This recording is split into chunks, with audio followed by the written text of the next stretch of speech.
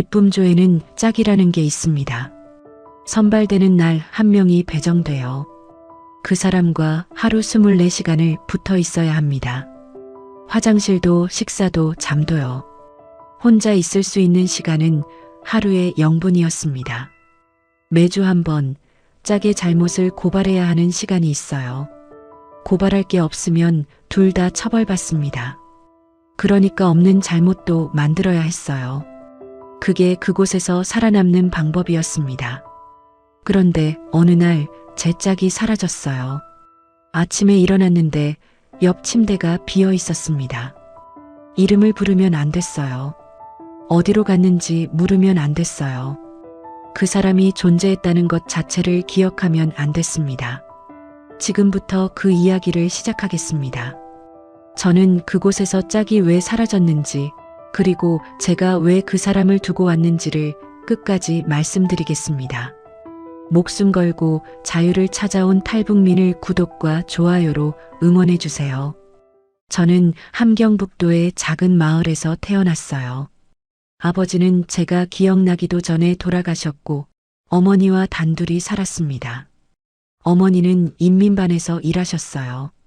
특별한 직업은 아니었지만 덕분에 배급을 받을 수 있었습니다. 새벽이면 어머니가 옥수수죽을 쑤어주셨어요. 저는 그 냄새에 눈을 떴습니다. 우리 집 부엌은 정말 작았어요.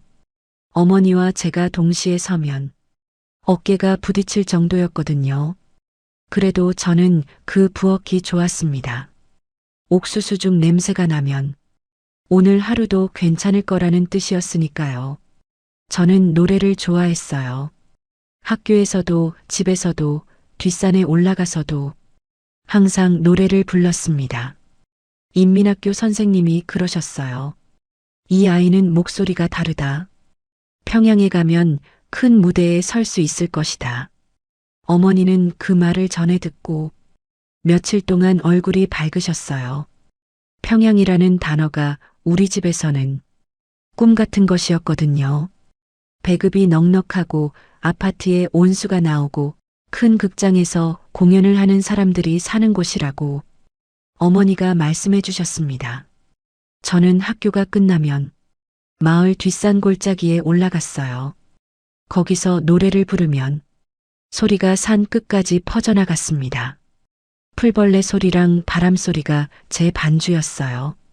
아무도 듣는 사람은 없었지만 그게 저한테는 무대였습니다.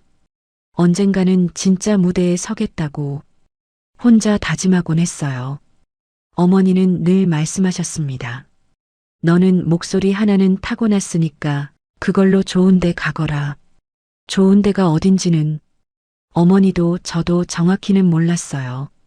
그냥 지금보다 조금이라도 나은 곳이면 그걸로 충분했습니다. 그러던 어느 가을이었어요. 바람이 차가워지기 시작하던 무렵 마을 입구에 검은 차 한 대가 들어왔습니다. 우리 마을에 승용차가 오는 건 거의 없는 일이었어요. 트럭은 가끔 봤지만 저런 번쩍거리는 차는 처음이었습니다.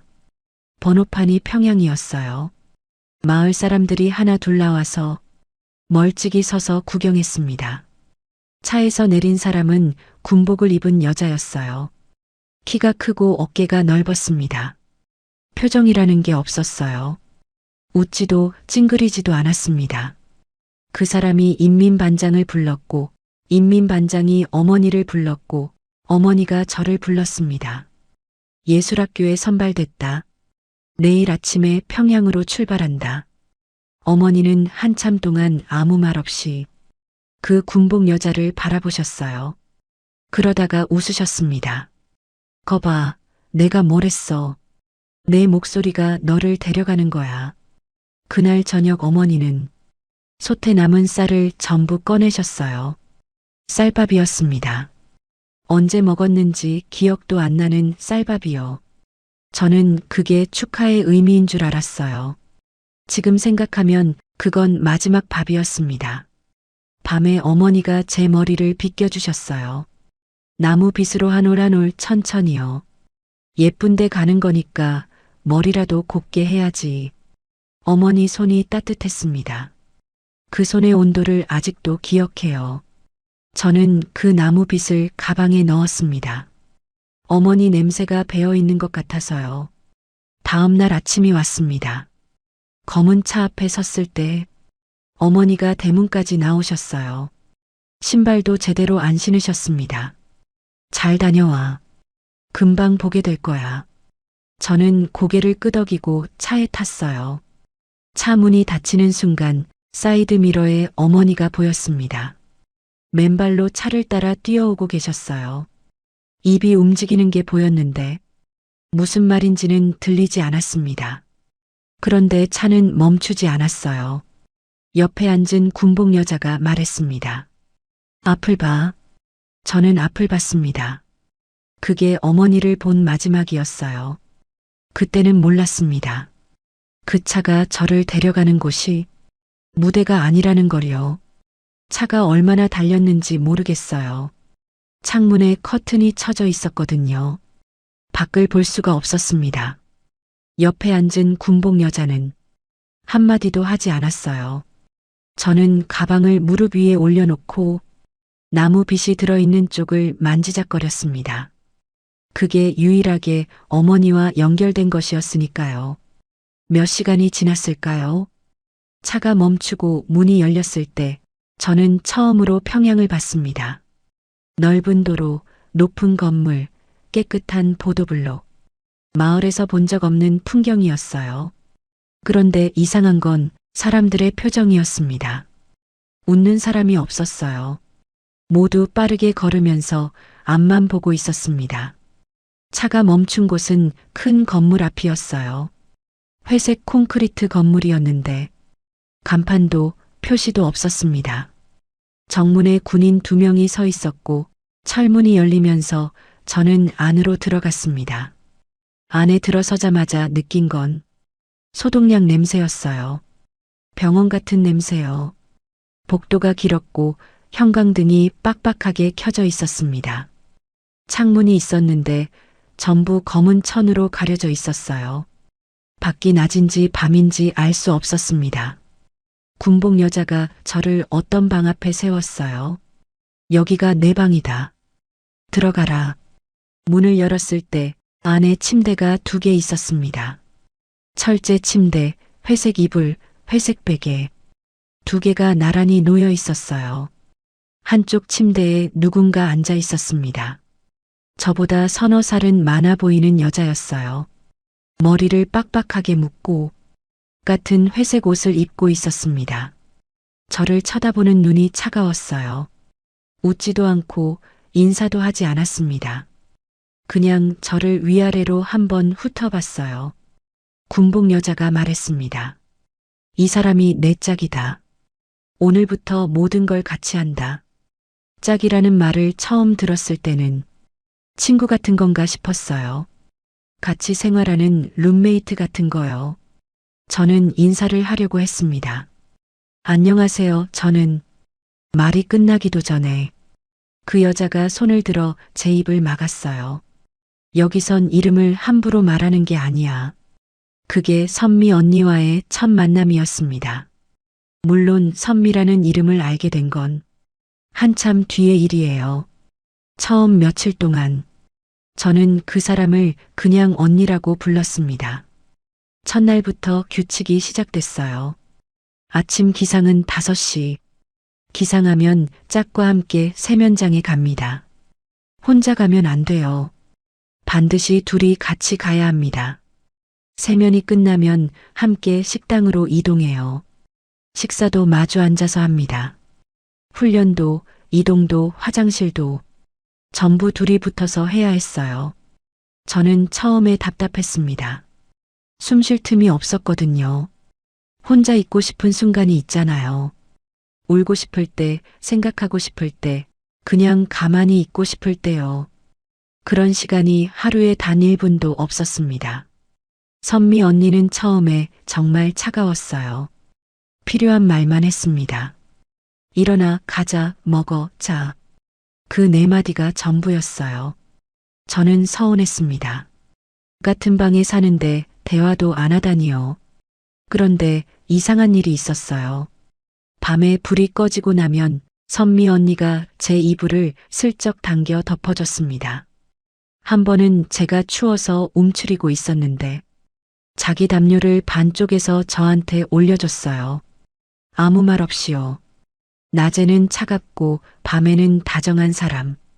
저는 이 사람을 어떻게 받아들여야 할지 모르겠었습니다. 그리고 둘째 날 아침이었어요. 기상 시간에 눈을 떴는데 옆방에서 소리가 났습니다. 웅성거리는 소리요. 저는 문틈으로 내다봤어요. 옆방 침대 하나가 비어 있었습니다. 이불이 깔끔하게 개져 있었고 그 위에 아무것도 없었어요. 어젯밤까지 거기 누군가가 자고 있었거든요. 짝 중 한 명이었습니다. 저는 선미 언니한테 물었어요. 언니, 옆방 사람 어디 갔어요? 선미 언니가 저를 똑바로 쳐다봤습니다. 눈이 아까와 달랐어요. 무섭다기보다는 간절한 눈이었습니다. 묻지 마. 딱 두 글자였어요. 하지만 그 두 글자에 담긴 무게가 저를 그 자리에 얼어붙게 만들었습니다. 저는 그날부터 알았어요. 여기는 예술학교가 아니라는 걸요. 훈련이 시작된 건 셋째 날부터였습니다. 아침 5시에 일어나서 세면하고 식사하고 나면 넓은 방으로 이동했어요. 거기서 하루 종일 훈련을 받았습니다. 노래, 춤, 대화법, 걸음걸이, 표정관리 하나하나 다 가르쳤어요. 그런데 이상한 게 있었습니다. 노래를 잘 부르는 게 중요한 줄 알았는데 교관들이 진짜 중요하게 여기는 건 노래가 아니었어요. 규칙이었습니다. 규칙이 수십 개였어요. 이동할 때는 반드시 짝과 어깨를 맞춰 걷는다. 식사 중에 짝과 대화하지 않는다. 훈련 중에 짝을 쳐다보지 않는다. 잠잘 때 짝에게 등을 보이지 않는다. 하지만 짝과 떨어져 있으면 안 된다. 모순이었어요. 가까이 있되 친해지면 안 되는 거였습니다. 가장 무서웠던 건 매주 한 번 있는 생활 총화였습니다. 넓은 방에 전원이 둥글게 앉아요. 교관이 가운데 서 있고 한 명씩 일어나서 자기 짝의 잘못을 고발해야 합니다. 이번 주에 짝이 어떤 잘못을 했는지 말해라. 처음에 저는 멍했어요. 선미 언니가 잘못한 게 없었거든요. 오히려 저를 챙겨줬으면 챙겨줬지. 잘못이라고 할 만한 게 없었습니다. 제 차례가 왔을 때 저는 일어서서 말했어요. 짝은 이번 주에 특별한 잘못이 없었습니다. 그 순간 교관이 다가왔습니다. 아무 예고 없이 제 뺨을 때렸어요. 귀에서 윙 소리가 났습니다. 뺨이 화끈거렸고 교관의 손바닥 자국이 느껴졌어요. 잘못이 없다는 건 내가 관찰을 안 했다는 뜻이다. 관찰 소홀. 둘 다 벌점. 둘 다였어요. 저만 맞는 게 아니라 선미 언니도 같이 벌을 받았습니다. 그날 밤 우리 둘 다 저녁 식사를 받지 못했어요. 소등 시간이 지나고 어둠 속에서 선미 언니가 제 침대로 왔습니다. 소리를 죽이고 속삭였어요. 여기선 없는 잘못도 만들어야 해. 그래야 둘 다 살아. 저는 울고 싶었습니다. 없는 잘못을 만들어서 이 사람을 고발해야 한다니요. 이 사람이 저한테 해준 건 이불을 덮어준 것밖에 없는데 선미 언니가 제 손을 잡았어요. 그리고 자기 손목에서 뭔가를 풀어서 제 손목에 묶어줬습니다. 가느다란 붉은 실이었어요. 어디서 구했는지 모를 아주 얇은 실 한 올이었습니다. 이건 내가 여기 있었다는 거야. 내가 이걸 갖고 있으면 나는 사라지지 않는 거야. 저는 그 실을 만졌어요. 거의 무게가 느껴지지 않을 만큼 가벼운 실이었습니다. 그런데 그 실을 손목에 감고 나니 뭔가 달라진 것 같았어요. 혼자가 아닌 것 같았습니다. 그 주 생활 총화가 돌아왔어요. 저는 일어서서 말했습니다. 짝이 식사 시간에 숟가락을 왼손으로 잡았습니다. 완전히 지어낸 말이었어요. 선미 언니는 오른손잡이였거든요. 교관이 고개를 끄덕였습니다. 앞으로 주의하도록. 그걸로 끝이었어요. 벌점도 처벌도 없었습니다. 돌아와서 선미 언니가 말했어요. 잘했어. 작은 걸 고발해야 큰 걸 숨길 수 있어. 그때 저는 처음으로 이해했습니다. 이 시스템이 왜 이렇게 만들어졌는지를요. 진짜 잘못을 찾으려는 게 아니었어요. 서로를 고발하게 만들어서 아무도 서로를 믿지 못하게 만드는 거였습니다. 신뢰를 부수는 게 목적이었어요. 친구가 되면 안 되니까요. 친구가 되면 함께 도망칠 수 있으니까요. 함께 도망치면 막을 수 없으니까요. 그래서 짝이었던 겁니다. 가장 가까이 있으면서 가장 믿을 수 없는 사람. 그게 짝의 진짜 뜻이었어요. 그런데 선미 언니와 저는 그 시스템이 원하는 대로 되지 않았습니다. 우리는 서로를 고발하면서 오히려 서로를 지키는 법을 배웠어요. 작은 잘못을 만들어서 큰 비밀을 숨기는 법. 그게 우리만의 규칙이 됐습니다. 하지만 그때는 몰랐어요. 우리가 숨겨야 할 비밀이 이렇게까지 커질 거라는 걸요. 선미 언니와 함께 지낸 지 한 달쯤 됐을 때였어요.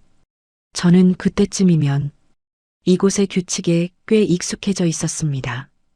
매주 생활 총화에서 서로의 잘못을 고발하고 훈련을 받고 체중을 재고 밤이 되면 소등 시간에 맞춰 눕는 것. 그게 일상이 됐어요. 그런데 한 가지 계속 신경 쓰이는 게 있었습니다. 옆방의 빈 침대요. 둘째 날 아침에 사라진 그 사람의 침대는 아직도 비어 있었어요. 새 사람이 오지 않았습니다. 이불은 깔끔하게 개져 있었고 베개도 그대로였어요. 마치 원래 아무도 없었던 것처럼요. 저는 궁금했지만 묻지 않았습니다. 선미 언니가 묻지 말라고 했으니까요. 그런데 어느 날 밤이었어요. 소등 시간이 지나고 한참 뒤 복도에서 소리가 들렸습니다. 군화 소리였어요. 규칙적으로 걸어오다가 우리 방 앞에서 멈추는 소리. 저는 숨을 죽였습니다. 문 아래 틈으로 그림자가 보였어요.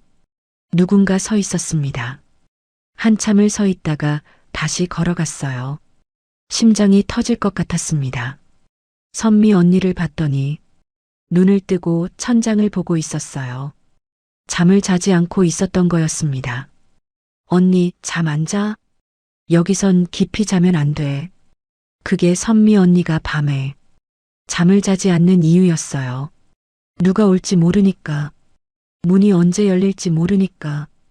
그래서 항상 반쯤 깨어 있었던 겁니다. 며칠 뒤 훈련이 끝나고 방으로 돌아왔을 때 옆방 문이 열려 있었어요. 안을 보니 세 사람이 들어와 있었습니다.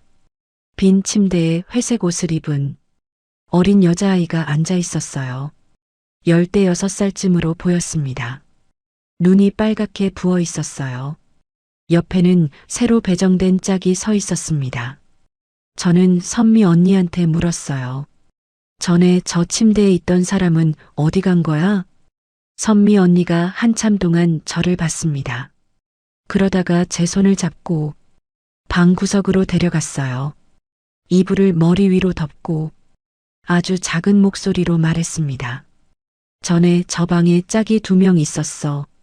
한 명이 생활 총화에서 짝에게 잘못이 없다고 보고했어. 너처럼. 저는 가슴이 철렁 내려앉았습니다. 둘 다 끌려갔어. 그런데 돌아온 건 한 명뿐이었어. 나머지 한 명은 아직도 안 돌아왔어. 그 빈 침대가 그 사람 거야. 돌아온 한 명은 어떻게 됐어요? 새 짝을 받았어. 그런데 그 뒤로 완전히 달라졌어. 말도 안 하고 밥도 안 먹고 밤에 벽만 보고 있었어. 그러다가 어느 날 그 사람도 사라졌어. 선미 언니의 목소리가 떨렸어요. 처음으로 이 사람이 이렇게 떠는 걸 봤습니다. 그 사람이 내 전 짝이야. 저는 숨이 멎는 것 같았어요. 선미 언니의 전 짝. 이 방 이 침대에서 자던 사람, 잘못이 없다고 보고했다가 끌려간 사람, 돌아왔지만 무너진 사람, 그리고 결국 사라진 사람. 언니, 그 사람 지금 어디 있어요? 모르겠어. 묻지도 못해. 여기선 사라진 사람의 이름을 말하면 다음은 내가 사라지는 거야. 선미 언니가 제 손목에 붉은 실을 만졌어요. 그래서 이걸 묶어준 거야. 내가 사라져도 내가 이걸 갖고 있으면 누군가는 내가 여기 있었다는 걸 아니까. 저는 그때 처음으로 알았습니다. 이 붉은 실이 우정의 표시가 아니라 유서 같은 거였다는 걸요. 선미 언니가 마지막으로 말했어요. 여기서 제일 무서운 건 교관이 아니야. 내 옆에 있는 사람이야. 그 말이 무슨 뜻인지 저는 얼마 지나지 않아 알게 됐습니다. 그 뒤로 저와 선미 언니는 서로를 지키는 방법을 더 정교하게 만들어 갔어요. 생활총화 전날이면 둘이서 머리를 맞대고 이번 주에 고발할 잘못을 미리 정했습니다. 이번엔 내가 훈련 중에 자세가 흐트러졌다고 할게. 그럼 나는 언니가 식사 속도가 느렸다고 할게요. 전부 지어낸 것들이었어요. 하지만 교관들은 고발 내용이 있으면 더 이상 묻지 않았습니다. 중요한 건 내용이 아니라 고발을 했느냐 안 했느냐였거든요. 시스템은 그렇게 돌아갔어요. 서로를 고발하게 만들어서 아무도 서로를 믿지 못하게 하는 것. 그런데 저와 선미 언니는 고발을 하면서 오히려 더 가까워졌습니다. 거짓 고발을 함께 만드는 과정 자체가 우리만의 비밀이 됐으니까요. 기쁨조의 일상은 정해져 있었어요. 아침 5시 기상, 세면, 식사, 훈련, 점심, 훈련, 저녁, 소등. 매일 같은 순서였습니다. 변하는 건 아무것도 없었어요. 훈련은 크게 3가지였습니다. 노래, 춤, 그리고 접대 대화법.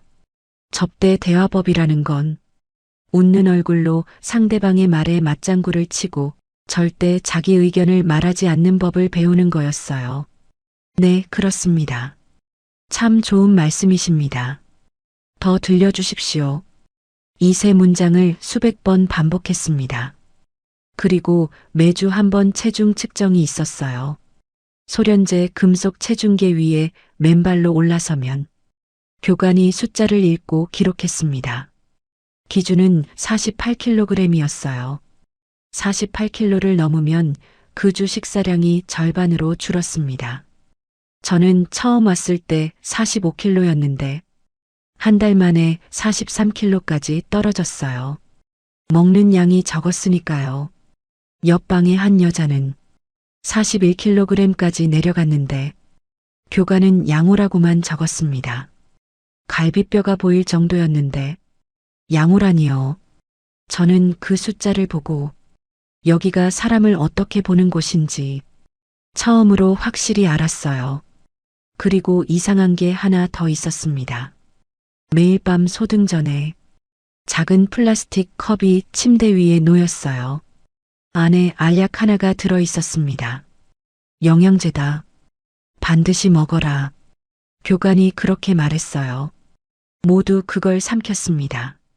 물도 없이 그냥 삼키는 사람도 있었고 물을 한 모금 받아 먹는 사람도 있었어요. 저도 처음에는 그냥 먹었습니다. 영양제라니까요. 여기서 영양제라도 주는 게 감사한 거였어요.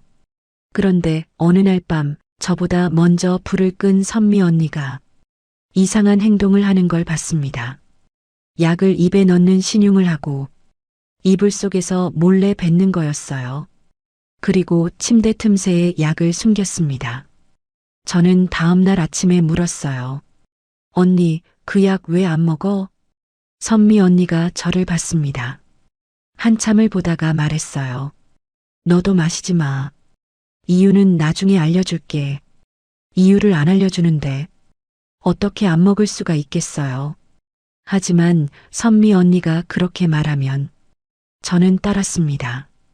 이 사람이 여기서 살아남은 시간이 저보다 훨씬 길었으니까요. 이 사람이 하지 말라는 건 하지 않는 게 맞았어요. 저는 그날 밤부터 약을 삼키는 척하고 이불 속에 뱉었습니다. 쓴맛이 혀에 남았어요. 플라스틱 냄새 같은 게 코를 찔렀습니다. 영양제 냄새는 아니었어요. 그건 확실했습니다. 며칠이 지난 어느 새벽이었어요. 갑자기 옆방에서 비명이 들렸습니다. 여자의 비명이었어요. 한 번이 아니라 계속이었습니다. 저는 침대에서 벌떡 일어났어요. 선미 언니가 제 팔을 잡았습니다. 움직이지 마. 문 열지 마. 복도에서 군화 소리가 빠르게 지나갔어요. 문이 열리고 닫히는 소리, 끌려가는 소리, 그리고 제발이라는 소리가 들렸습니다. 그 뒤로 조용해졌어요. 아무 일도 없었다는 듯이요. 다음 날 아침 그 방에 침대 하나가 다시 비어 있었습니다. 저는 선미 언니를 봤어요. 선미 언니는 눈을 감고 있었습니다. 자는 게 아니었어요. 입술을 꽉 깨물고 있었습니다. 저는 약을 먹지 않기를 정말 잘했다고 생각했어요. 왜인지는 아직 몰랐지만 그 비명과 이 약이 연결되어 있다는 건 느낄 수 있었습니다. 비명이 들린 다음 날 아무도 그 이야기를 하지 않았어요. 식사 시간에도 훈련 중에도 마치 어젯밤이 존재하지 않았던 것처럼 모든 게 평소와 같았습니다. 하지만 저는 봤어요. 그 방에 다른 짝이 밥을 한 숟가락도 뜨지 못하는 걸요. 숟가락을 잡는 손이 떨리고 있었습니다. 눈이 벌겋게 부어 있었는데 아무도 거들떠보지 않았어요. 교관도 다른 사람들도요. 마치 보이지 않는 사람처럼 취급했습니다. 며칠이 지났어요. 저는 더 이상 참을 수가 없었습니다. 약의 정체가 뭔지, 그 비명이 왜 났는지, 왜 그 사람이 끌려갔는지 알아야 했어요. 어느 날 밤 소등 후 저는 선미 언니 침대로 갔습니다. 이불을 같이 뒤집어 쓰고 속삭였어요. 언니, 이제 알려줘. 그 약이 뭔지, 그 사람이 왜 끌려갔는지. 선미 언니가 한참 동안 아무 말 없었어요. 제 손을 잡고 있었는데 손이 차가웠습니다. 그러다가 말하기 시작했어요. 그건 영양제가 아니야. 알고 있었습니다. 영양제 냄새가 아니라는 건 처음 뱉었을 때부터 알았어요. 하지만 그게 뭔지는 몰랐습니다. 임신을 못하게 하는 약이야. 저는 처음에 그 말을 이해하지 못했어요. 피임약이라는 뜻인가 싶었습니다. 하지만 선미 언니의 표정은 그보다 훨씬 심각했어요. 피임약이 아니야. 그걸 오래 먹으면 영구적으로 아이를 가질 수 없게 돼. 여기 있던 언니들 중에 나간 뒤에 병원에 갔다가 안사실인데 몸이 이미 망가져 있었대. 저는 속이 뒤집어지는 것 같았어요. 매일 밤 우리에게 영양제라고 주던 그 약이 우리 몸을 영구적으로 망가뜨리는 거였다니요. 그러면 어젯밤에 끌려간 사람은? 선미 언니가 눈을 감았어요. 그 사람은 약을 몰래 안 먹었어. 그래서 임신이 됐어. 그게 왜 끌려가는 이유가 돼요? 여기선 임신이 걸리면 그 사람만 끌려가는 게 아니야. 선미 언니의 목소리가 더 낮아졌습니다. 같은 방 전원이 끌려가. 한 사람이 약을 안 먹었다는 건 같은 방 사람들이 감시를 안 했다는 뜻이거든. 연좌야. 연좌. 한 사람이 걸리면 10명이 벌을 받는 구조. 그래서 아무도 말을 안 하는 거였어요. 누가 약을 안 먹는지 서로 감시하게 되니까 스스로 서로를 통제하게 만드는 거였습니다. 저는 그 순간 어젯밤의 비명이 다시 들렸어요. 제발이라고 외치던 목소리. 그 사람이 외친 제발은 자기를 살려달라는 게 아니었을 수도 있어요. 같은 방 사람들을 살려달라는 거였을 수도 있습니다. 그 사람 지금 어디 있어요? 모르겠어. 끌려간 사람이 돌아온 적은 없어. 아이가 어떻게 됐는지도 모르고 선미 언니가 제 손을 더 세게 잡았어요. 그래서 내가 약을 안 먹는 거야. 이걸 먹으면 내 몸이 망가져. 하지만 안 먹으면 언제든 걸릴 수 있어. 그 사이를 버티는 거야. 저는 물었습니다. 그러면 저도 안 먹는 거 들키면 같은 방 사람들이 다 끌려가는 거예요? 응. 그러니까 절대 들키면 안 돼.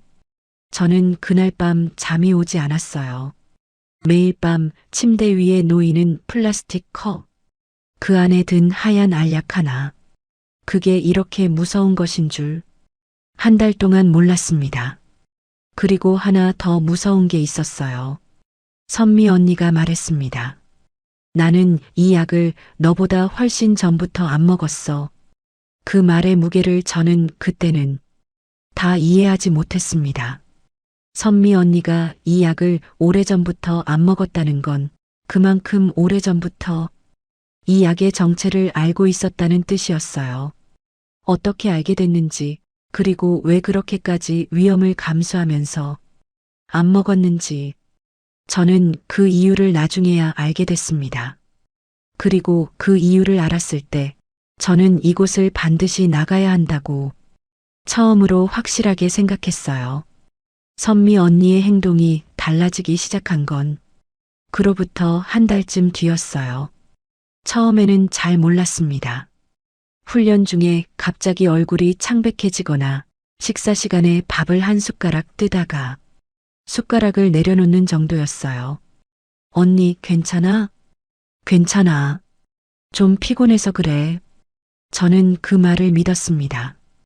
여기서 피곤하지 않은 사람이 어디 있겠어요. 매일 같은 훈련을 반복하고 밤에 제대로 자지도 못하고 먹는 것도 부족한데 피곤한 게 당연했습니다. 그런데 점점 이상해졌어요. 선미 언니가 새벽에 몰래 일어나기 시작했습니다. 소리를 죽이고 침대에서 내려와 방문을 열고 나갔어요. 저는 자는 척하면서 지켜봤습니다. 화장실에 가는 거였어요. 그런데 돌아오면 입 주변을 손등으로 닦고 있었습니다. 한 번은 두 번이 되고 두 번은 매일이 됐어요. 매일 새벽마다 화장실에 가서 한참 있다가 돌아왔습니다. 저는 어느 날 따라갔어요. 소리가 나지 않게 맨발로 복도를 걸었습니다. 타일 바닥이 발에 닿았는데 얼음장 같았어요. 화장실 문이 살짝 열려 있었습니다. 안에서 소리가 들렸어요. 구토하는 소리였습니다. 저는 문을 밀었어요. 선미 언니가 변기 앞에 무릎을 꿇고 있었습니다. 한 손은 입을 막고 있었고 다른 한 손은 배 위에 올려져 있었어요. 배. 선미 언니의 배가 전보다 분명히 나와 있었습니다. 저는 그 자리에 얼어붙었어요. 선미 언니가 저를 봤습니다. 눈이 마주치는 순간 언니의 얼굴이 무너졌어요.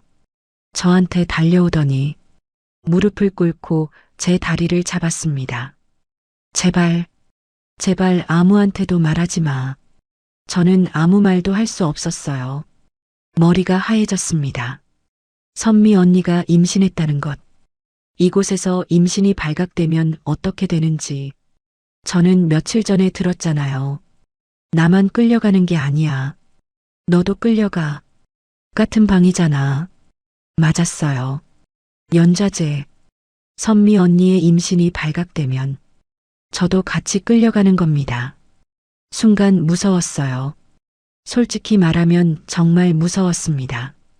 이 사람 때문에 제가 끌려갈 수도 있다는 게요. 하지만 그보다 더 먼저 다른 감정이 올라왔어요. 선미 언니의 무릎이 차가운 타일 바닥에 닿아 있었습니다. 이 사람이 매일 새벽마다 혼자 여기 와서 구토를 참고 있었구나. 아무한테도 말하지 못하고 얼마나 무서웠을까. 저는 선미 언니를 일으켜 세웠어요. 일어나요, 언니. 바닥 차가워요. 선미 언니가 울었습니다. 처음 보는 울음이었어요. 이 사람이 우는 걸 본 적이 없었거든요.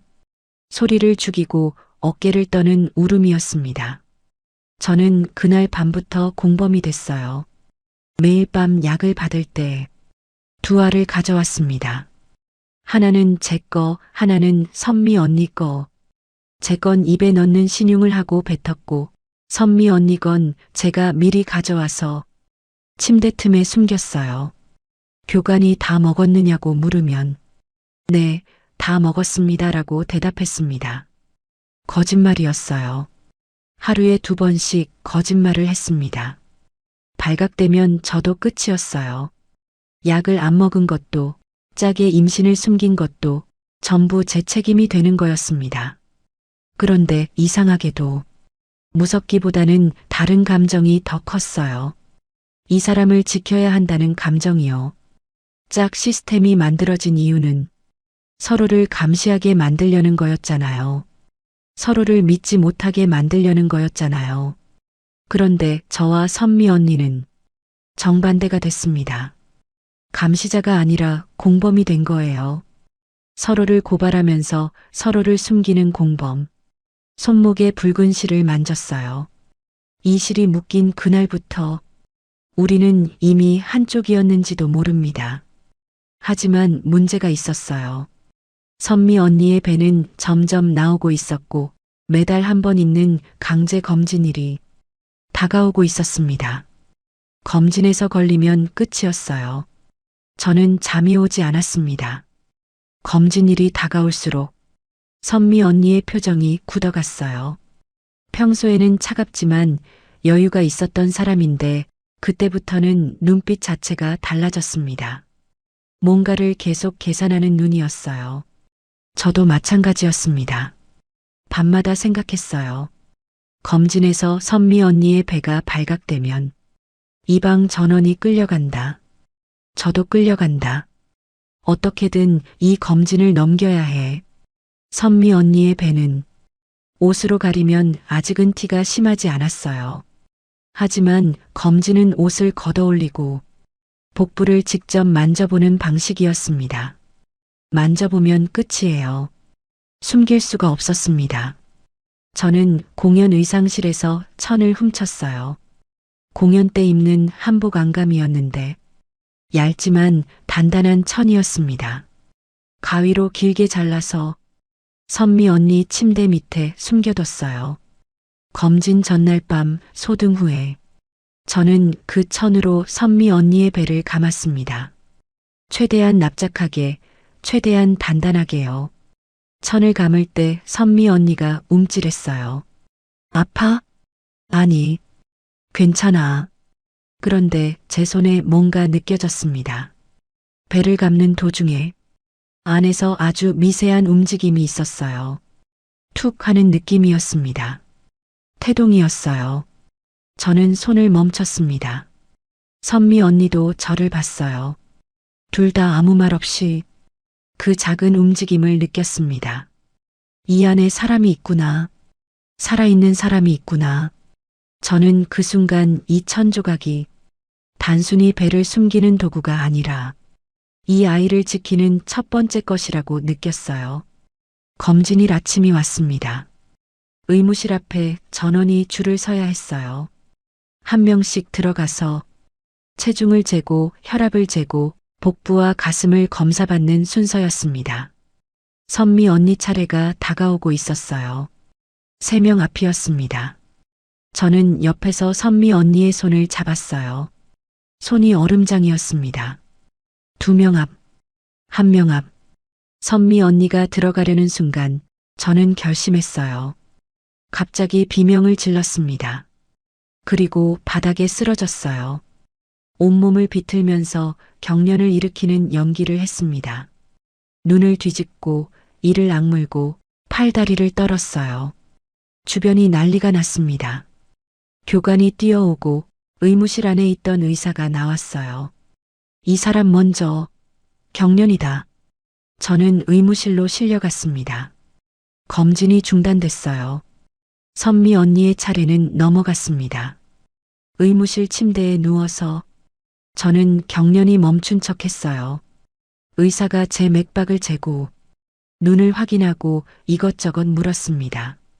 이전에도 경련이 있었는가? 네, 어릴 때부터 가끔 있었습니다. 거짓말이었어요. 태어나서 한 번도 경련을 일으킨 적 없었습니다. 의사가 기록을 적고 나가면서 간호 담당에게 말했어요. 오늘 검진은 이 사람 때문에 일정이 밀렸다. 나머지는 다음 주에 마저 한다. 됐다. 일주일을 벌었어. 저는 눈을 감고 안도했습니다. 그런데 의사가 나가기 전에 간호 담당에게 한마디를 더 했어요. 다음 달 검진은 전원 혈액 검사야. 입원에 빠진 사람들도 전부 포함이다. 혈액이면 넘어갈 수가 없어. 혈액 검사. 배를 천으로 감아서 숨기는 건 혈액 앞에서 아무 소용이 없었습니다. 피를 뽑으면 임신 여부가 바로 나오니까요. 저는 천장을 봤어요. 형광등 불빛이 눈에 아팠습니다. 한 달, 정확히 한 달이었습니다. 한 달 안에 방법을 찾지 못하면 선미 언니도 저도 이 방의 모든 사람도 끌려가는 거였어요. 의무실에서 나와 방으로 돌아왔을 때 선미 언니가 저를 안았습니다. 아무 말 없이 한참을요. 언니의 심장이 제 가슴에 닿았는데 엄청나게 빠르게 뛰고 있었어요. 고마워. 그 한마디가 전부였습니다. 저는 대답하지 않았어요. 대신 손목에 붉은 실을 봤습니다. 이 실이 묶여 있는 한 저는 이 사람을 두고 가지 않겠다고 그때 처음으로 확실히 생각했어요. 한 달 안에 나가야 합니다. 탈출을 생각하기 시작한 건 그날 밤부터였어요. 한 달이라는 시한이 생기니까 오히려 머리가 맑아졌습니다. 무조건 나가야 한다. 방법을 찾아야 한다. 그런데 가장 먼저 해결해야 할 문제가 있었어요. 기쁨조 시설은 외부와 완전히 차단되어 있었습니다. 전화도 없고 편지도 없고 창문은 전부 막혀 있었어요. 정문에는 항상 군인이 서 있었고 시설 주변에는 울타리가 쳐져 있었습니다. 나갈 수 있는 순간이 언제인지 파악하는 게 첫 번째였어요. 저는 선미 언니한테 물었습니다. 언니, 여기서 밖에 나갈 수 있는 때가 있어? 선미 언니가 고개를 끄덕였어요. 공연 이동할 때 차를 타고 다른 곳으로 가거든. 중간에 휴게소 같은 데서 한 번 서 화장실 갈 시간을 주거든. 그때 도망칠 수 있어? 감시가 있어. 보통 2명이 따라붙어. 근데 그게 유일한 기회야. 저는 머리를 굴렸습니다. 감시 2명, 화장실 정차 시간, 이동 경로, 정차 위치, 하나하나 알아내야 했어요. 그런데 그보다 먼저 선미 언니한테 물어야 할 게 있었습니다. 지금까지 묻지 않았던 질문이요. 언니, 아이 아버지가 누구야? 선미 언니가 멈췄어요. 방 안이 조용해졌습니다. 형광등 소리만 윙윙거렸어요. 한참이 지나고 나서 선미 언니가 입을 열었습니다. 이 시설을 관리하는 사람이야. 저는 처음에 이해를 못했어요. 관리하는 사람이라니 누구를 말하는 건지. 간부 중 한 명이야.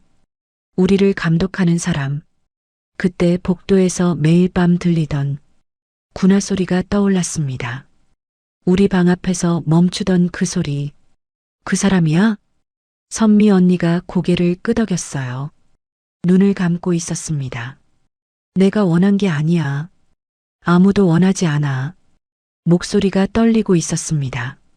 이 사람이 이렇게까지 떠는 건 그때가 2번째였어요. 저는 주먹을 쥐었습니다. 손톱이 손바닥에 파고들었어요. 분노라는 감정이 이렇게 온몸을 뜨겁게 만드는 건지 처음 알았습니다. 선미 언니가 계속 말했어요. 그 사람이 짝 시스템을 만든 거야. 여기 있는 여자들이 서로를 감시하게 만들어서 자기가 하는 짓이 밖으로 새는 걸 원천 차단하는 거야. 저는 숨이 멎는 것 같았습니다. 짝 시스템, 서로를 고발하게 만드는 생활총화, 아무도 신뢰하지 못하게 만드는 구조. 그게 전부 이것 때문이었어요. 감시가 아니라 은폐였습니다. 우리를 통제하는 게 목적이 아니라 자기가 하는 짓을 숨기는 게 목적이었어요. 내 전짝 있잖아. 사라진 전짝. 선미 언니의 전짝. 사장에서 들었던 그 사람이요. 잘못이 없다고 보고했다가 끌려간 사람. 그 사람이 알아챘어. 밤에 문이 열리는 걸 알게 됐거든. 신고서를 쓰려고 했어. 저 사람이 밤에 방문을 엽니다라고. 그래서 어떻게 됐어요? 이틀 만에 사라졌어. 그리고 이틀 뒤에 내가 왔어. 저는 온몸에 소름이 돋았습니다. 선미 언니의 전짝이 사라진 지 정확히 이틀 만에 제가 이 방에 배정된 거였어요. 모든 게 연결됐습니다. 짝 시스템, 생활총화, 약, 연자제. 이 모든 게 한 사람의 비밀을 지키기 위한 거대한 구조였어요. 선미 언니가 말했습니다. 전짝은 맞서려다 사라진 거야. 나는 살아남으려고 버텼어. 말하지 않고 견디고 숨겨온 거야. 그런데 이 아이가 생겨버렸어. 언니의 손이 배 위에 올라갔어요. 이 아이가 증거가 된 거야. 이 아이가 존재하는 것 자체가 그 사람이 한 짓의 증거인 거야. 저는 그 순간 알았습니다. 우리가 도망쳐야 하는 이유가 하나 더 생겼다는 걸요. 선미 언니를 살리기 위해서, 이 아이를 살리기 위해서, 그리고 이 모든 진실을 바깥 세상에 알리기 위해서 저는 선미 언니의 손을 잡았어요. 나가자, 언니. 반드시 나가자. 선미 언니가 울면서 고개를 끄덕였습니다. 저도 울었어요. 소리를 죽이고 이불 속에서 둘이 함께 한 달 안에 나가야 했습니다. 아니, 나갈 수밖에 없었습니다. 그날부터 모든 게 달라졌어요. 낮에는 평소처럼 훈련을 받고 생활총화에서 거짓 고발을 하고 밤에는 탈출 계획을 세웠습니다. 선미 언니는 저보다 이곳에 훨씬 오래 있었기 때문에 제가 모르는 것들을 알고 있었어요. 공연 이동은 한 달에 2번 정도 있어. 차를 타고 가는데 중간에 한 곳에서 쉬어. 거기서 화장실 갈 시간을 줘. 보통 15분에서 20분 정도. 감시는 몇 명이야? 이동할 때는 교관 2명이 따라와. 한 명은 차에 남고 한 명은 화장실 앞에서 그 사이에 빠지는 거야. 저는 그 정보를 머릿속에 새겼습니다. 교관 2명, 정차 시간 20분, 한 명은 차, 한 명은 화장실 앞. 화장실 뒤쪽으로 나갈 수 있으면 시간이 생기는 거였어요. 준비할 것들을 정리했습니다. 외투, 밖은 추울 테니까 외투가 필요했어요. 저는 공연 의상실에 출입할 기회가 있을 때 두꺼운 외투 2벌을 몰래 꺼내서 침대 매트리스 아래에 숨겼습니다. 그리고 선미 언니가 이동 경로를 종이에 그렸어요. 화장지 뒷면에 아주 작게요. 정차하는 곳에서 어느 방향으로 가면 마을이 나오는지 기억하고 있었습니다. 언니가 이걸 어떻게 알아? 예전에 공연 이동하면서 봤어. 창문 커튼이 살짝 열렸을 때 저는 선미 언니가 대단하다고 생각했어요. 이 사람은 그때부터 이미 나갈 준비를 하고 있었던 거구나.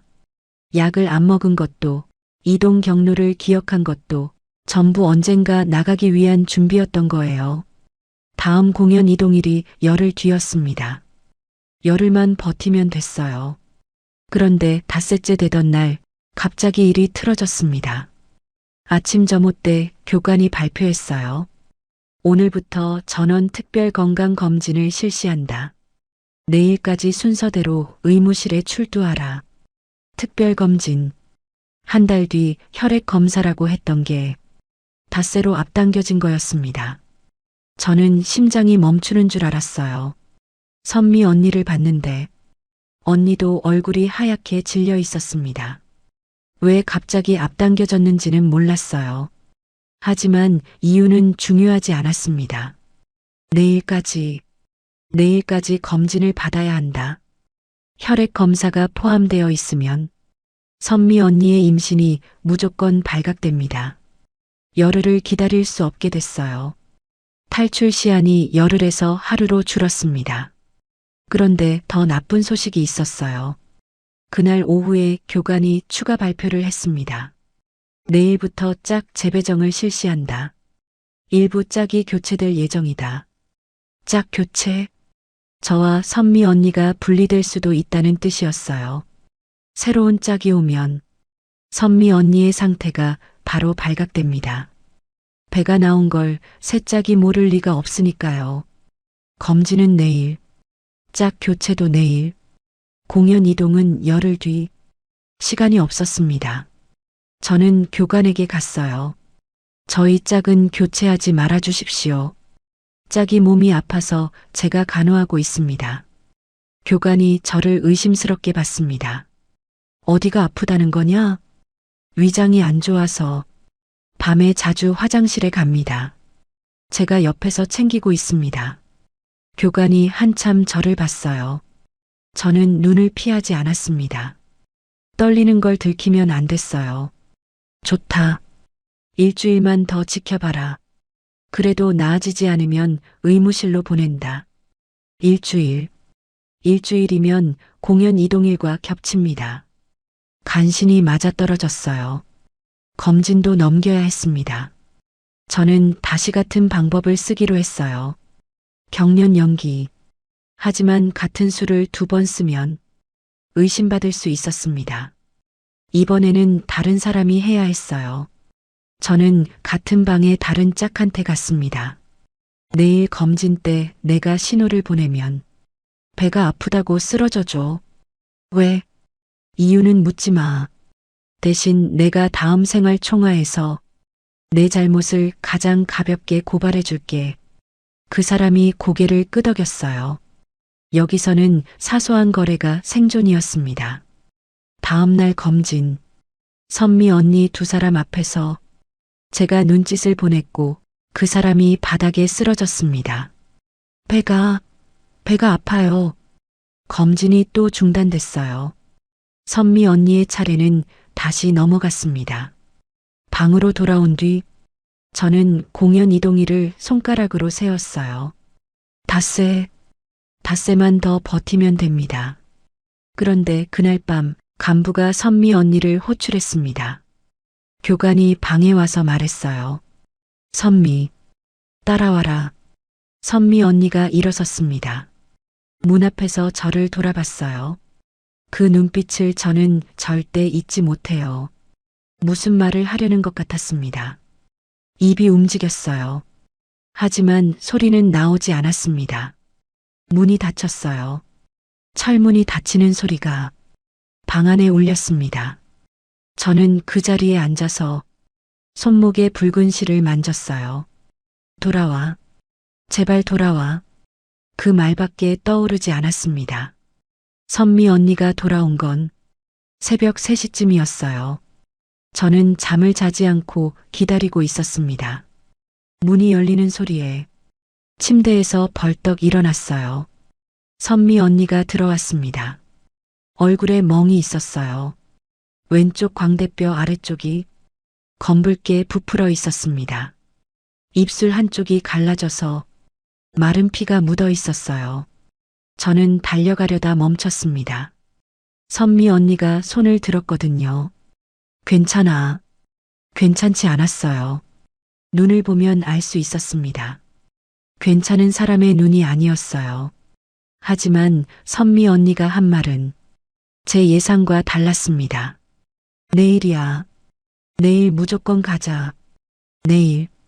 공연 이동이 모레였는데 하루 앞당기겠다는 뜻이었어요. 왜 내일? 그 사람이 눈치챈 것 같아. 배를 봤어. 만졌어.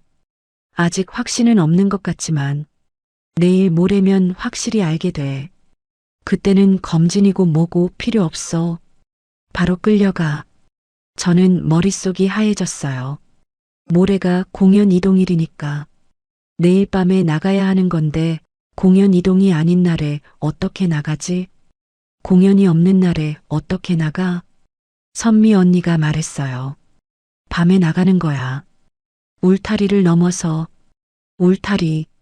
시설 주변을 둘러싼 철조망 울타리요. 높이가 어른 키의 2배는 됐고 윗부분에 가시철선이 감겨 있었습니다. 군인이 순찰을 돌고 있었어요. 그걸 어떻게 넘어? 순찰 교대 시간에 빈 구간이 생겨. 동쪽 울타리 끝쪽이야. 거기가 가장 낮아. 쓰레기 더미가 쌓여 있어서 거기 올라서면 넘을 수 있어. 선미 언니는 이것도 알고 있었어요. 이 사람은 정말 오래전부터 나갈 준비를 하고 있었던 거였습니다. 교대 시간이 언제야? 자정에서 새벽 1시 사이. 딱 20분 정도 빈 시간이 생겨. 20분. 그 사이에 숙소에서 나와. 동쪽 울타리까지 이동하고 울타리를 넘어야 하는 거였어요. 언니, 배가 나왔는데 울타리를 넘을 수 있어? 선미 언니가 웃었어요. 처음 보는 웃음이었습니다. 슬프면서도 단단한 웃음이었어요. 넘어야지. 안 넘으면 죽으니까. 그날 낮 동안 저는 준비를 마쳤습니다. 매트리스 아래 숨겨둔 외투 2벌을 꺼내고 선미 언니가 그린 이동 경로 지도를 외투 안쪽에 꿰맸어요. 바늘은 의상실에서 가져온 거였습니다. 선미 언니의 배를 감았던 천 조각도 외투 안에 넣었습니다. 이 천은 버릴 수 없었어요. 이 아이의 첫 번째 옷이 될 천이니까요. 소등 시간이 됐습니다. 저는 누워서 천장을 봤어요. 형광등이 꺼지고 어둠이 내려왔습니다. 선미 언니가 속삭였어요. 11시 반에 일어나. 그때 나가는 거야. 알겠어, 언니. 그리고 하나만 약속해. 뭐? 무슨 일이 있어도 뒤를 돌아보지 마. 내가 뭐라고 해도 멈추지 마. 그냥 뛰어. 저는 대답하지 못했어요. 그 말이 무슨 뜻인지 그때는 정확히 몰랐거든요. 11시 반. 선미 언니가 제 팔을 흔들었습니다. 저는 눈을 떴어요. 사실 자지 않고 있었습니다. 외투를 입고 신발을 들고 맨발로 방문을 열었습니다. 복도가 어두웠어요. 형광등이 한 개만 켜져 있었고 나머지는 전부 꺼져 있었습니다. 선미 언니가 앞서 걸었어요. 저는 뒤를 따랐습니다. 숨소리가 안 나도록 입을 벌리고 코로만 쉬었어요. 비상구. 선미 언니가 비상구 잠금 장치를 천 조각으로 감싸고 돌렸습니다. 소리가 나지 않게요. 이것도 미리 연습한 거였구나. 문이 열리고 밖 공기가 들어왔어요. 찬 공기였습니다. 코끝이 얼얼할 정도로 차가웠어요. 눈이 내리고 있었습니다. 동쪽 울타리를 향해 뛰었습니다. 눈 위를 맨발로 달렸어요. 발이 아팠지만 신발을 신을 시간이 없었습니다. 울타리가 보였어요. 쓰레기 더미가 쌓인 곳. 선미 언니가 말한 그 지점이었습니다. 울타리 앞에 섰을 때 저는 위를 올려다봤어요. 가시철선이 달빛에 번쩍였습니다. 그때 뒤에서 소리가 들렸어요. 호루라기 소리였습니다. 호루라기 소리가 밤 공기를 찢었습니다. 한 번이 아니었어요. 연속으로 3번. 그리고 뒤에서 발소리가 들렸습니다. 여러 명이 뛰어오는 소리. 거기 서라. 손전등 빛이 눈 위를 훑었어요. 아직 우리한테 정확히 닿지는 않았지만 시간이 없었습니다. 선미 언니가 쓰레기 더미 위에 올라섰어요. 저한테 손을 내밀었습니다. 올라와. 빨리. 저는 언니 손을 잡고 올라갔어요. 쓰레기 더미가 흔들렸습니다. 발밑에서 캔이 굴러가는 소리가 났어요. 울타리 꼭대기까지 한 뼘 정도 남았습니다. 가시철선이 감겨 있었어요. 장갑이 없었습니다. 맨손으로 잡아야 했어요. 선미 언니가 외투를 벗더니 울타리 위 가시철선에 덮었습니다. 이거 밟고 넘어가. 언니는? 나도 갈 테니까 너 먼저 가. 저는 외투를 밟고 울타리 위에 올라섰어요. 그래도 가시에 찔렸습니다. 손바닥에서 따뜻한 게 흘렀어요. 피었습니다. 아프다는 생각이 들기도 전에 다리를 넘겨야 했습니다. 울타리 반대편으로 한쪽 다리를 넘기는 순간 뒤에서 손전등 빛이 우리한테 닿았어요. 저기다. 울타리. 군인들이 뛰어오고 있었습니다. 한 명이 아니라 서너 명이었어요. 평소 2명이던 감시가 4명으로 늘어 있었습니다. 짝 교체를 의심한 거였어요. 교관이 저의 짝 유지 요청을 의심하고 감시를 늘린 거였습니다. 선미 언니가 울타리에 손을 올렸어요. 올라오려고 했습니다. 그런데 배가 걸렸어요.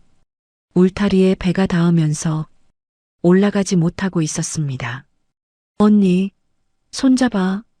저는 울타리 위에서 선미 언니에게 손을 뻗었어요.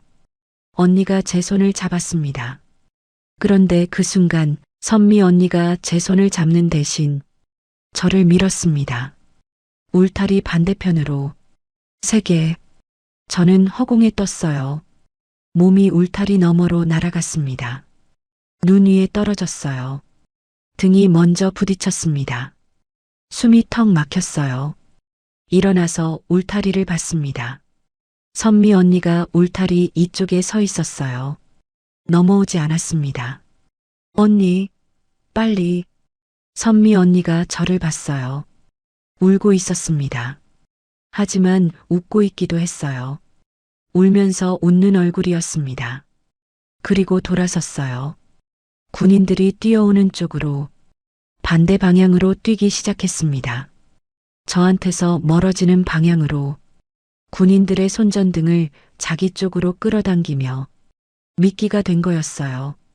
선미 언니가 배에 아이를 안은 채로 저를 살리려고 미끼가 된 거였습니다. 뛰어. 뒤돌아보지 마. 선미 언니의 목소리가 들렸어요. 어젯밤 약속했던 그 말이었습니다. 무슨 일이 있어도 뒤를 돌아보지 마. 내가 뭐라고 해도 멈추지 마. 언니는 알고 있었던 거예요. 자기는 울타리를 못 넘을 거라는 걸. 배가 나와서 몸이 무거워서 물리적으로 넘을 수 없다는 걸.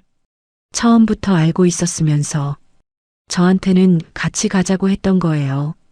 같이 가는 게 아니었어요. 저를 보내는 거였습니다. 저는 뛰었어요. 뒤를 돌아보지 않으려고 했습니다. 하지만 돌아봤어요. 울타리 너머로 손전등 빛이 선미 언니 쪽으로 모이는 게 보였습니다. 언니의 실루엣이 점점 작아졌어요. 그리고 소리가 들렸습니다. 무언가가 쓰러지는 소리. 저는 그 자리에서 입을 틀어막았어요. 비명이 나올 것 같았거든요. 하지만 소리를 내면 안 됐습니다. 눈물이 얼굴을 타고 흘렀어요. 흘러서 턱 끝에서 떨어졌습니다. 눈 위에 떨어진 눈물이 바로 얼었어요. 저는 뛰었습니다. 어디로 가는지도 모르면서 그냥 울타리에서 멀어지는 방향으로 맨발이었어요. 발에 눈이 들어갔는데 아프다는 감각이 없었습니다. 아무것도 느껴지지 않았어요. 선미 언니가 묶어준 붉은 실만 손목에서 감겨 있었습니다. 그것만 느껴졌어요. 얼마나 뛰었는지 모르겠어요. 1시간이었는지 2시간이었는지 눈이 계속 내리고 있었고 발자국이 남았습니다. 추적당할 수 있다는 생각에 일부러 방향을 바꿔가며 뛰었어요. 어느 순간 나무들이 보이기 시작했습니다. 산이었어요. 나무 사이로 들어가서 쓰러진 큰 나무 뒤에 몸을 숨겼습니다. 숨이 턱 끝까지 차올라 있었어요. 심장이 귀에서 뛰는 것 같았습니다. 한참을 그렇게 있었어요. 뒤에서 아무 소리도 들리지 않았습니다. 쫓아오지 않은 거였어요. 선미 언니가 미끼가 되어줬으니까, 그 사람이 모든 주의를 끌어갔으니까 저는 나무에 등을 기대고 앉았습니다. 그제야 몸이 떨리기 시작했어요. 추위 때문인지, 공포 때문인지, 아니면 선미 언니를 두고 온 것 때문인지 구분이 안 됐습니다. 손목에 붉은 실을 봤어요. 달빛에 희미하게 보였습니다. 내가 사라져도 내가 이걸 갖고 있으면 누군가는 내가 여기 있었다는 걸 아니까. 선미 언니의 목소리가 귓가에 맴돌았어요. 저는 울었습니다. 소리를 내면 안 된다는 건 알았는데 멈출 수가 없었어요. 이를 악물고 울었습니다. 눈물이 볼을 타고 흘러서 턱 밑에서 얼었어요. 돌아가야 하나? 그 생각이 머리를 스쳤습니다. 선미 언니를 두고 온 게 맞는 건가? 돌아가서 같이 잡히는 게 나은 건 아닌가? 하지만 알았어요. 돌아가면 끝이라는 걸. 선미 언니가 저를 밀어낸 이유가 저를 살리려는 거였다는 걸. 돌아가면 그 희생이 아무 의미가 없어지는 거잖아요. 저는 외투 안을 더듬었습니다. 선미 언니의 배를 감았던 천 조각이 있었어요. 꺼내서 가슴에 안았습니다. 이 천은 선미 언니의 아이에게 줄 첫 번째 옷이 될 거였어요. 이걸 가지고 살아남아야 했습니다. 날이 밝기 시작했어요. 산 아래로 내려다보니 멀리 뭔가가 보였습니다. 사람들이 모여 있는 곳이었어요. 장마당 같았습니다. 저는 신발을 신었어요. 울타리를 넘을 때 들고 나왔거든요. 발이 얼어서 감각이 거의 없었는데 신발을 신으니까 조금 나았습니다. 산을 내려가서 장마당 근처에 갔어요. 사람들 사이에 섞여들었습니다. 아무도 저를 쳐다보지 않았어요. 여기 사람들은 자기 앞에 물건과 자기 앞에 돈만 보고 있었으니까요. 한 여자가 저를 봤습니다. 나이가 많은 여자였어요. 제 모습을 위아래로 훑더니 다가와서 말했습니다. 중국 가려는 거 아니가? 저는 놀랐어요. 어떻게 알았는지 아마 제 몰골을 보면 알 수 있었을 거예요. 찢어진 외투, 긁힌 얼굴, 맨발의 신발. 도망친 사람의 모습이었으니까요. 브로커를 연결해 줄 수 있어. 돈이 있으면. 돈이 없었어요. 아무것도 없었습니다. 돈이 없으면 중국에서 일을 해야 해. 그 일이 뭔지 물어보지 않았어요. 감이 왔거든요. 좋은 일은 아닐 거라는 거. 하지만 선택의 여지가 없었습니다. 여기 있으면 잡히는 거고 잡히면 끝이에요. 해요. 뭐든 해요. 여자가 고개를 끄덕였어요. 오늘 밤에 사람이 올 거야. 두만강이 얼어 있을 때가 기회야. 두만강. 이름만 들어본 강이었어요. 그 강을 건너면 중국이고 중국을 거치면 한국에 갈 수 있다고 어디선가 들은 적이 있었습니다. 그날 밤 브로커라는 남자가 왔어요. 얼굴이 보이지 않았습니다. 모자를 깊이 눌러 쓰고 있었거든요. 지금 출발한다. 소리 내지 마. 뛰라고 하면 뛰어. 멈추라고 하면 멈춰. 저는 고개를 끄덕였어요. 브로커를 따라 어둠 속을 걸었습니다. 한참을 걸었어요. 발밑이 달라지는 게 느껴졌습니다. 흙에서 얼음으로. 두만강이었습니다. 강이 얼어 있었어요. 달빛에 얼음 표면이 번쩍였습니다. 넓었어요. 건너편이 보이기는 했는데 거기까지가 까마득하게 느껴졌습니다. 브로커가 말했어요. 빠르게 건너. 중간에 얼음이 얇은 데가 있어. 갈라지는 소리가 나면 멈추지 말고 더 빨리 가. 저는 첫 발을 내딛었습니다. 얼음 위에 발을 올리는 순간 미끄러질 뻔했어요. 중심을 잡고 천천히 걸었습니다. 바람이 불었어요. 칼로 베는 것 같은 바람이었습니다. 얼굴이 얼얼했고 눈썹에 서리가 끼었어요. 숨을 쉬면 콧속이 얼었습니다. 입에서 나오는 김이 나오자마자 얼어붙는 것 같았어요. 브로커가 앞서 걸었어요. 저는 그 사람의 발자국을 따라 걸었습니다. 얼음 위에서 발자국이 보였거든요. 그 자국을 정확히 밟으면 안전한 곳을 밟는 거라고 생각했어요.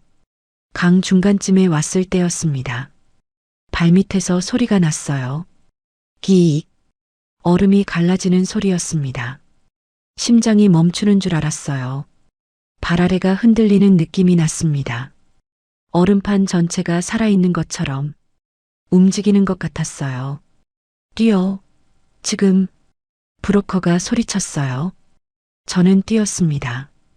미끄러지면서 넘어지면서 기어가면서 무릎이 얼음에 찍혔고 손바닥이 얼음 위를 긁었어요. 손에서 피가 났지만 멈출 수 없었습니다. 뒤에서 얼음이 갈라지는 소리가 계속 났어요. 물이 올라오는 게 느껴졌습니다. 신발 밑이 젖었어요. 차가운 물이 발을 감쌌습니다. 발가락 끝부터 감각이 사라지기 시작했어요. 기어갔어요. 두 손으로 얼음을 짚으며 기어갔습니다. 외투 안에 넣어둔 천 조각이 가슴에서 미끄러져 나오려고 했어요. 한 손으로 천 조각을 가슴에 밀어넣고 다른 손으로 얼음을 짚었습니다. 이 천을 놓치면 안 돼. 이건 선미 언니가 아이한테 주려고 했던 거야. 이걸 가져가야 해. 앞에 뭔가 보였어요. 어두운 나무들이었습니다. 강 건너편 중국 쪽이었어요. 거의 다 왔어. 조금만 더. 그때 뒤에서 소리가 들렸습니다. 탕. 총소리였어요. 몸이 반사적으로 얼음 위에 엎드렸습니다. 귀에서 윙 소리가 났어요. 심장이 터질 것 같았습니다. 북한 쪽 강변에서 쏜 거였어요. 국경 경비대였습니다. 어둠 속에서 총구에서 불꽃이 번쩍이는 게 보였어요. 탕, 탕, 두 발 더. 얼음 어딘가에 총알이 박히는 소리가 났어요. 퍽 하는 둔탁한 소리. 물이 튀었습니다. 제 옆 한 뼘 거리에서 얼음이 깨졌어요. 엎드려서 기어. 멈추지 마. 브로커가 소리쳤어요. 저는 배를 얼음에 붙이고 기어갔습니다. 팔꿈치와 무릎으로. 군대식 포복 같은 건 배운 적 없었지만 몸이 알아서 움직였어요. 살아야 한다는 것만 알았습니다. 총소리가 멀어졌습니다. 어둠 속에서 경비대가 정확한 위치를 잡지 못하고 있었나 봐요.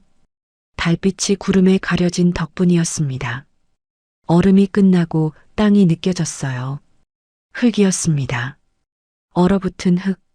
단단하고 차가운 흙이었지만 얼음 위보다는 훨씬 안전하게 느껴졌어요. 중국 땅이었습니다. 브로커가 제 팔을 잡고 끌었습니다. 나무 사이로 뛰었어요. 가지가 얼굴을 스쳤고 발밑에서 마른 나뭇잎이 바스러졌습니다. 한참을 뛰고 나서야 브로커가 멈추었습니다. 됐어. 여기까지 안 와. 저는 그 자리에 쓰러졌어요. 숨을 쉬는데 폐가 찢어지는 것 같았습니다. 찬 공기가 기도를 태웠어요. 기침이 나왔고 기침이 멈추지 않았습니다. 살았다. 강을 건넜다. 하지만 기쁘지 않았어요. 선미 언니가 없었으니까. 외투 안에서 천 조각을 꺼냈어요. 구겨져 있었지만 찢어지지는 않았습니다. 젖어 있었어요. 강물이 스며든 거였습니다. 그래도 안고 있었어요. 가슴에 꼭 안았습니다. 그리고 손목을 봤습니다. 붉은 실이 아직 감겨 있었어요. 얼음에 긁히고 물에 젖었지만 풀리지 않았습니다. 저는 그 자리에서 울었어요.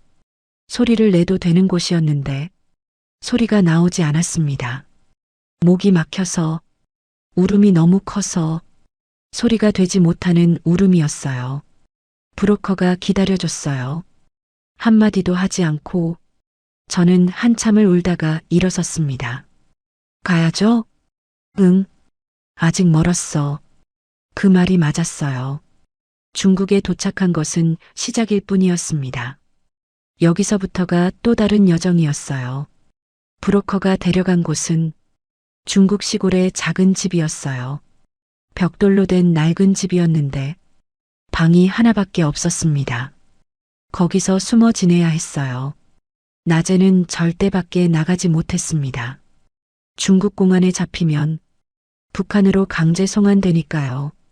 송환되면 교화소에 들어가고 교화소에서 무슨 일이 벌어지는지는 이미 들어서 알고 있었어요. 하루 종일 방 안에 있었습니다. 창문도 커튼으로 막아놓아야 했어요. 밖에서 안이 보이면 안 되니까요. 그곳에 기쁨조 숙소와 다를 게 없었어요. 창문이 막혀 있고 밖을 볼 수 없고 하루 종일 갇혀 있는 것. 다른 점이 있다면 옆에 짝이 없다는 거였습니다. 혼자였어요. 밤에만 잠깐 나갈 수 있었어요. 브로커가 음식을 가져다 줬는데 중국 음식이었습니다. 맛이 이상했어요. 향신료 냄새가 강했고 국물이 빨간 게 많았습니다. 처음에는 먹기 힘들었어요. 하지만 배가 고프니까 먹었습니다. 그 집에서 몇 달을 지냈어요. 계절이 바뀌었습니다. 눈이 녹고 바람이 따뜻해졌어요. 창문 너머로 새소리가 들렸습니다. 매일 밤 선미 언니를 생각했어요. 잡혀서 어디로 갔을까? 아이는 어떻게 됐을까? 살아는 있는 걸까? 생각하면 잠이 오지 않았고 생각하지 않으면 자격이 없는 것 같았습니다. 어느 날 브로커가 왔어요. 한국 가는 길이 있다. 선교사라는 사람들이 도와준다고 한다. 선교사. 처음 듣는 말이었어요. 그 사람들이 저를 데리고 제3국으로 이동시켜준다고 했습니다. 제3국이 어디예요? 동남아시아 쪽이야. 거기에 한국 대사관이 있어. 거기 들어가면 한국으로 보내줘. 먼 길이었어요. 중국에서 동남아시아까지 지도로 보면 얼마나 먼지 상상도 안 됐습니다. 선교사를 만난 건 그로부터 며칠 뒤였어요. 한국 사람이었습니다. 나이가 많은 남자분이었는데 표정이 따뜻했어요. 그곳에서 만난 사람들 중에 처음으로 따뜻한 표정을 가진 사람이었습니다. 힘들었지? 이제 좀만 더 가면 돼. 그 말에 눈물이 날 뻔했어요. 한국말이었거든요. 오랜만에 듣는 한국말이 이렇게 따뜻한 건지 몰랐습니다. 이동은 쉽지 않았어요. 밤에 움직였습니다. 중국 시골길을 걸었고 가끔 트럭 뒤에 숨어서 이동했어요. 한 번은 공안 검문이 있었는데 트럭 짐 사이에 몸을 숨겼습니다. 짐이 쌓여 있어서 숨이 막혔고 1시간 넘게 움직이지 못했어요. 국경을 넘을 때가 가장 무서웠습니다. 중국에서 다른 나라로 넘어가는 순간이요. 산길을 걸었어요. 밤이었고 비가 왔습니다. 지늘게 발이 빠지고 미끄러져서 몇 번이나 넘어졌어요. 같이 이동하는 사람이 3명 더 있었습니다. 전부 탈북민이었어요. 아무도 말을 하지 않았습니다. 각자의 사연을 갖고 있었고 각자의 사람을 두고 왔겠죠. 며칠을 걸었어요. 마지막 국경을 넘었을 때 선교사분이 말했습니다. 여기는 안전해. 이제 대사관까지만 가면 돼. 대사관까지 차로 이동했어요. 도시가 보이기 시작했을 때 이상한 기분이 들었습니다. 여기 사람들은 낮에 길을 걸어도 괜찮고 얼굴을 숨기지 않아도 되고 누가 쫓아오지도 않는 거잖아요. 그게 너무 신기했어요. 대사관 앞에 도착했습니다. 높은 담장과 철문이 있었어요. 선교사분이 초인종을 누르고 저를 안으로 데려갔습니다. 안에 들어서는 순간 바닥이 따뜻했어요. 온돌이 아닌데도 따뜻했습니다. 에어컨 같은 게 틀어져 있었나 봐요. 직원이 나왔어요. 한국 사람이었습니다. 이름이 뭐예요? 이름. 제 이름을 말하는 게 이렇게 오래간만인 줄 몰랐습니다. 그곳에서는 이름을 함부로 말하면 안 됐으니까요. 이름을 말하는 순간 눈물이 터졌어요. 걷잡을 수 없이 쏟아졌습니다. 직원이 놀라서 물을 가져다 줬어요. 같이 온 사람은 없습니까? 저는 대답하지 못했습니다. 한참이 지나서야 고개를 저었어요. 대사관에서 서류 절차를 밟는데 또 시간이 걸렸어요. 며칠이었는지 몇 주였는지 정확히 기억나지 않습니다. 날짜 감각이 없었거든요. 비행기를 탔어요. 태어나서 처음 타는 비행기였습니다. 창문 밖으로 구름이 보였어요. 구름 위에 햇빛이 있었습니다. 그곳에서는 항상 창문이 막혀 있었는데 여기서는 구름 위까지 볼 수 있었어요. 인천공항에 내렸습니다. 사람들이 웃고 있었어요. 전화를 하면서 웃고 아이를 안으면서 웃고 아무 이유 없이 웃는 사람들이었어요. 저는 웃을 수가 없었습니다. 하나원이라는 곳에 들어갔어요. 탈북민들이 한국 생활에 적응하는 곳입니다. 거기서 교육을 받았어요.